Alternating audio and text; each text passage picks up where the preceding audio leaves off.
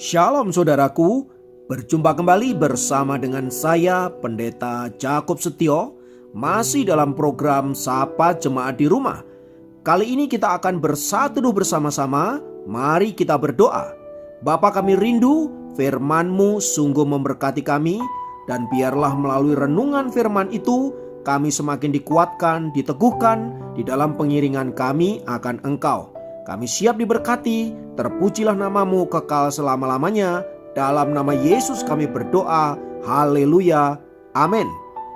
Ayat firman Tuhan kali ini saya ambil dari Lukas pasal yang ke-12, ayat 16 sampai 21. Agak panjang saudara-saudara, saya ulangi. Lukas pasal 12 ayat 16 sampai 21 berkata, kemudian ia mengatakan kepada mereka suatu perumpamaan, katanya, ada seorang kaya, tanahnya berlimpah-limpah hasilnya. Ia bertanya dalam hatinya, apakah yang harus aku perbuat? Sebab aku tidak mempunyai tempat di mana aku dapat menyimpan hasil tanahku. Lalu katanya, inilah yang akan aku perbuat. Aku akan merombak lumbung-lumbungku dan aku akan mendirikan yang lebih besar. Dan aku akan menyimpan di dalamnya segala gandum dan barang-barangku. Sesudah itu aku akan berkata kepada jiwaku, jiwaku, ada padamu banyak barang, tertimbun untuk bertahun-tahun lamanya. Beristirahatlah, makanlah, minumlah, dan bersenang-senanglah. Tetapi firman Allah kepadanya, hai engkau orang bodoh, pada malam ini juga jiwamu akan diambil daripadamu, dan apa yang telah kau sediakan, untuk siapakah itu nanti? Demikianlah jadinya dengan orang yang mengumpulkan harta bagi dirinya sendiri, jikalau ia tidak kaya di hadapan Allah. Haleluya. Saudara-saudara, jika ditanyakan kepada kita, apa sih yang menjadi tujuan hidup kita? Kebanyakan orang akan menjawab, saya pengen sukses, saya pengen berhasil, saya pengen mulia, saya pengen terhormat, saya pengen kaya, kalau perlu kaya raya. Intinya saya pengen menikmati hidup. Ya, saya kira semua orang pengen seperti itu. Namun yang menjadi pertanyaannya adalah, apakah semuanya itu sesuai dengan rencana Allah bagi hidup kita? Mengapa saudara dan saya dilahirkan di tengah dunia? Mengapa saudara dan saya harus menerima kasih dan kemurahan Tuhan lewat kematian Kristus kita diselamatkan? Mengapa saudara ada di tengah-tengah keluarga saudara? Mengapa saudara ada di dalam gereja saudara? Mengapa saudara ada di dalam pekerjaan saudara dan lain sebagainya? Untuk apa kira-kira Allah menempatkan kita di tempat-tempat tersebut? Pasti Allah punya tujuan. Pertanyaannya, apakah memang Allah pengen kita agar menjadi sukses, kaya raya, hidup bersenang-senang dan lain sebagainya? Apakah Allah pengen kita menjadi orang yang memiliki harta benda yang banyak dan kemudian kita menikmatinya begitu rupa? Apakah itu tujuan Allah untuk hidup kita? Saudara-saudara dikasihi Tuhan, itu semua bukanlah tujuan Allah untuk hidup kita. Itu semua saudaraku dicari oleh bangsa-bangsa yang tidak kenal Tuhan. Itu semua dicari oleh mereka yang tidak kenal Allah. Mereka yang tidak kenal kasih karunia. Mereka semua pengen seperti itu. Nah, artinya apa? Artinya kalau kita anak-anak Tuhan juga pengen seperti itu. Artinya kita ingin menjadi serupa dengan dunia ini yang tidak mengenal Allah. Untuk hal tersebut, saudara harus ingat firman Tuhan yang berkata, barang siapa mencintai dunia ini, itu menjadikan dirinya seterunya Allah. Saudaraku dikasih Tuhan. Jadi kalau tujuan hidup kita sama dengan tujuan orang-orang duniawi, sama dengan tujuan mereka yang tidak kenal Allah, saudara saya mau kasih tahu, kita sebenarnya sedang menjadi seterunya Allah. Dan karena hal itu, saudara hati-hati dengan hidup kita. Alkitab sudah menjelaskan kepada kita begitu rupa, di mana dijelaskan di sana ada orang yang sangat kaya raya, hartanya berlimpah-limpah, bahkan tidak punya tempat untuk menyimpan harta bendanya. Dengan kata lain, mungkin ini seorang miliarder yang luar biasa kaya, saudara, sampai gak punya tempat untuk menyimpan uangnya. Tetapi saudaraku dikasih Tuhan, firman Tuhan berkata dengan jelas di sana dikatakan, ya, Malam ini juga jiwamu akan diambil. Dan untuk siapakah semua yang kau simpan itu? Ketika jiwamu diambil, maka semuanya itu menjadi sia-sia, saudara. Mengapa? Karena saudara tidak lagi bisa menikmati. Saudaraku, Alkitab tadi katakan apa? Demikianlah jadinya dengan orang yang mengumpulkan harta bagi dirinya sendiri, jikalau ia tidak kaya di hadapan Allah.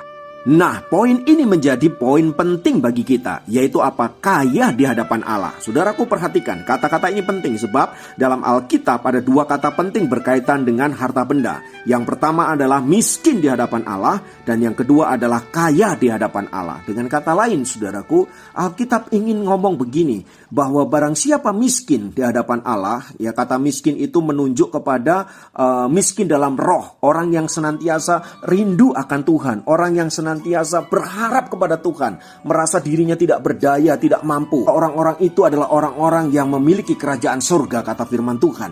Dan orang-orang yang kaya dalam Tuhan adalah orang-orang yang hatinya diberikan kepada Allah, di mana Allah kemudian menggerakkan hidupnya untuk apa? Untuk melakukan sesuatu. Melalui apa yang dia miliki, saudaraku, dia bisa melakukan hal-hal yang hebat, hal-hal yang luar biasa, yang mana di dalamnya dia bisa menjadi berkat, dan karena hal itu kemudian nama Tuhan ditinggikan. Artinya, saudaraku, kaya di dalam Tuhan ini tidak melulu bicara tentang kaya raya, ya, tidak melulu bicara kita punya banyak harta, tetapi orang yang tahu memberi di hadapan Allah. Orang yang tahu mengelola harta bendanya untuk kemuliaan Allah. Jadi saudaraku dikasihi Tuhan, kita boleh kaya, bahkan kaya raya boleh, gak ada yang larang. Tapi ingat, kita gak boleh melekatkan hati kita kepada materi kita, harta benda kita, melainkan harus tetap melekat kepada Allah. Sebab apa? Harta benda kita adalah titipan, tugas kita adalah mengelola. Makin besar saudara bisa dipercaya, maka makin besar yang dipercayakan kepada saudara. Artinya dengan kata lain, saudaraku, jadilah pengelola-pengelola di hadapan Allah. Jadi saudara-saudara dikasih Tuhan, saat ini mungkin Tuhan percayakan kita seperti yang kita miliki, mungkin tidak terlalu besar. Alkitab katakan ada 1 talenta, ada yang 3 talenta, ada yang 5 talenta, masing-masing menurut kapasitasnya. Tetapi yang terpenting bukan banyaknya. Yang terpenting adalah apakah kita kelola semua itu dengan bertanggung jawab di hadapan Allah atau tidak. Supaya waktu jiwamu diambil dari hidupmu, saudara-saudara, maka engkau sudah menjadi berkat. Seperti pujian yang berkata,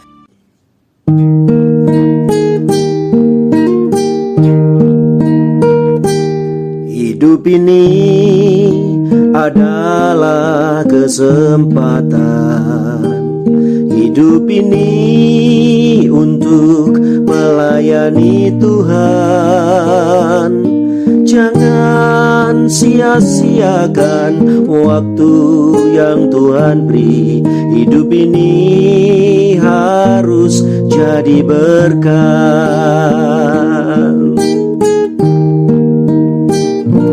Hidup ini adalah kesempatan. Hidup ini untuk melayani Tuhan. Jangan sia-siakan waktu yang Tuhan beri. Hidup ini harus jadi berkat. Oh Tuhan, pakailah hidupku selagi aku masih kuat. Bila saatnya nanti ku tak berdaya lagi, hidup ini sudah jadi berkat. Oh Tuhan, pakailah hidupku selagi aku masih kuat. Bila saatnya nanti ku tak berdaya lagi, hidup ini sudah jadi berkat. Bila saatnya nanti ku tak berdaya lagi, hidup ini sudah jadi berkat. Haleluya.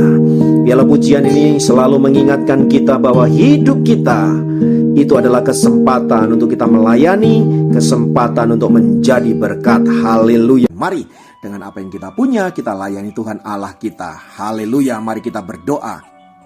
Bapa, dalam nama Yesus, saat ini kami membawa hidup kami ke dalam tangan kasih-Mu. Kami percaya bahwa apa yang kami miliki adalah milik-Mu, dan Engkau ingin kami mengelola dengan baik. Dan kami rindu Tuhan, melalui apa yang kami punya, kami memuliakan nama-Mu, sebab Engkau selalu punya tujuan di dalam hidup kami. Dan dengan apa yang kami miliki, biarlah kami memuliakan nama Tuhan.